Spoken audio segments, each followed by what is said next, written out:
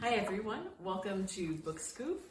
I'm Priscilla and I'm going to be talking about a juvenile graphic novel and also an adult nonfiction that I haven't quite finished, but I'm reading.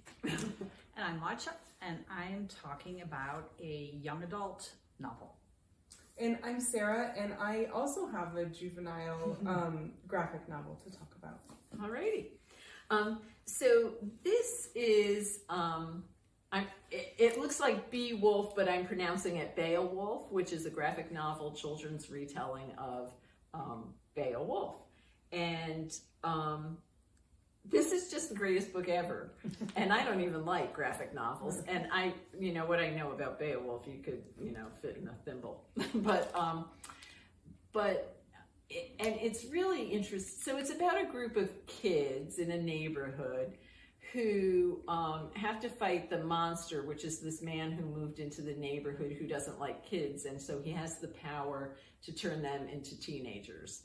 And that's like the worst thing there is to be, unless it's an adult, which is the totally worst thing to be. So like growing up is not the goal here.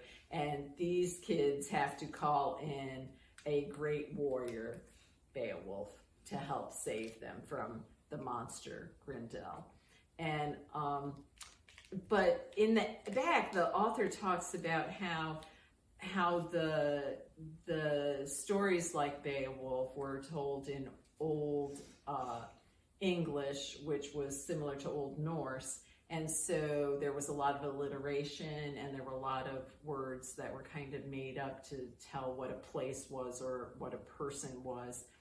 And how that's kind of hard to do in modern language. And so he talks about how he tried to do that. And there's a great example here that I just want to share with you. So this is like the Kid King who started the whole thing.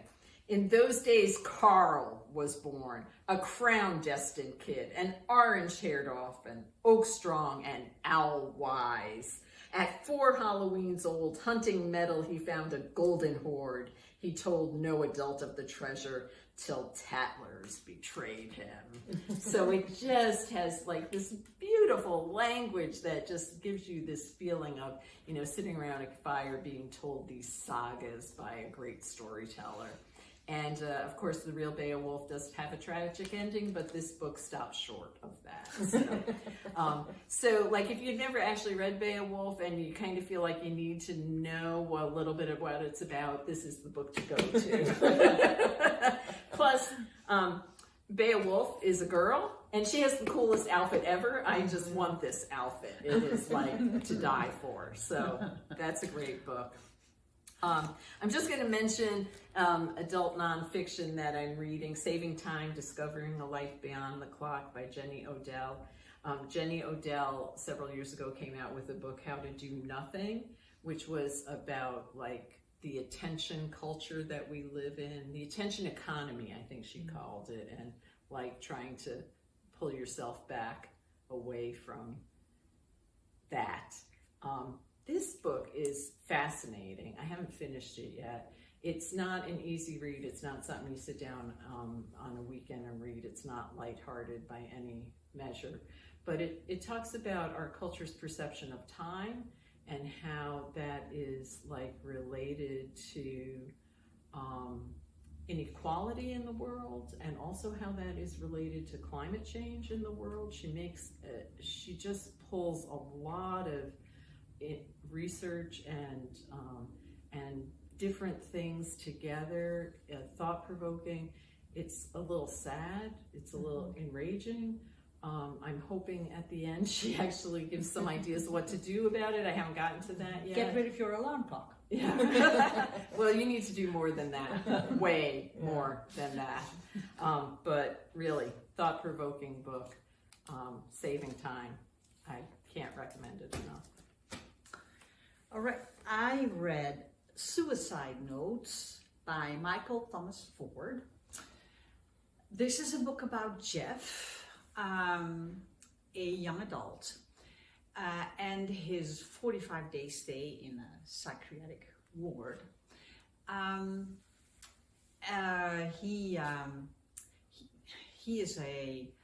He's very resistant to being in the ward. and we learn the story through his eyes and his "you can't get to me" attitude, which more than once made me think of the protagonist in One Flew Over the Cuckoo's Nest. And he thinks there's nothing wrong with him, yet he almost succeeded in committing suicide, so that's why his parents had him committed.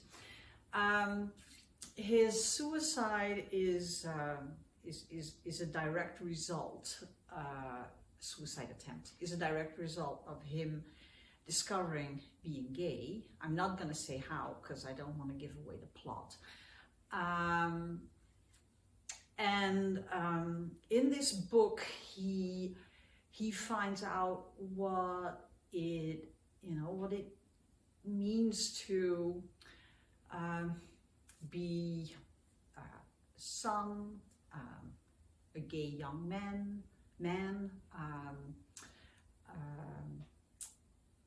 The book is written in language that is easy to understand. It has lots of dialogue.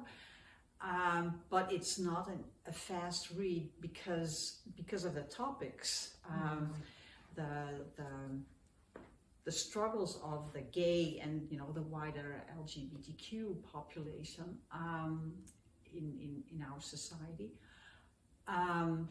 and it also makes you think about things like what do you do with your secrets? How do they affect you?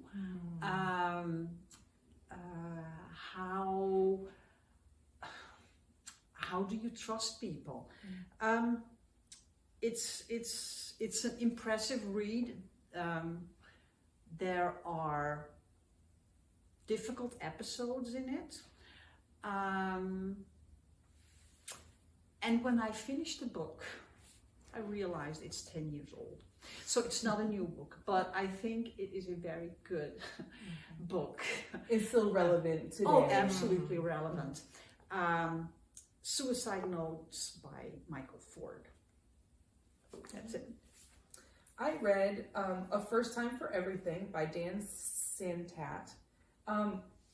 It's a graphic novel, but it's a biography of his middle school years, like 3 weeks during middle school, which I thought was fascinating. You might know him.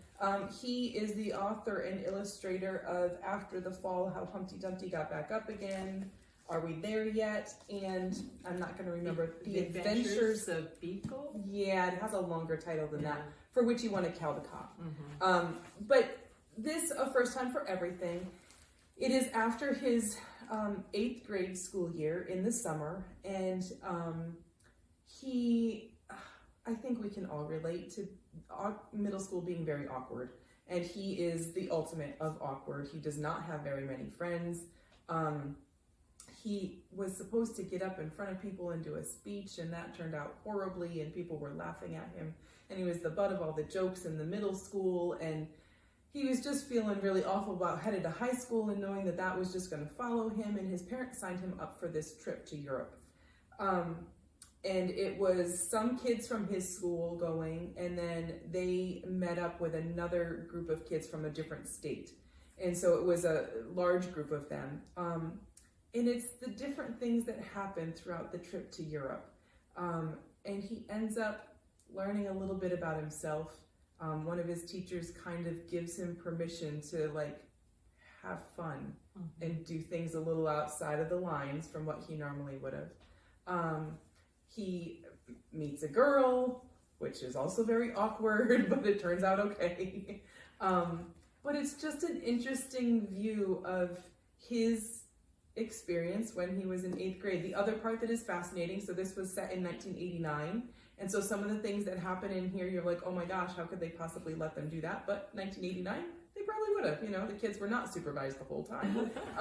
They lived in other people's houses in Europe while they were staying there.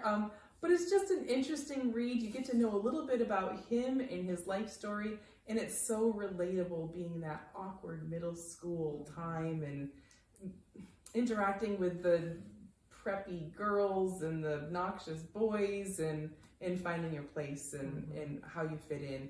And then it's interesting in the back, he shows some pictures, some actual pictures of it, but his camera had broken. So he drew pictures of the places that they went to.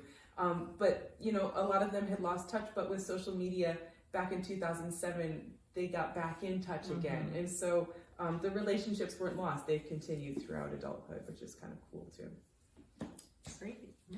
So some good books on a wide variety of ages and topics, and we've got more new books too. So we hope you'll check them out. Thanks for joining us.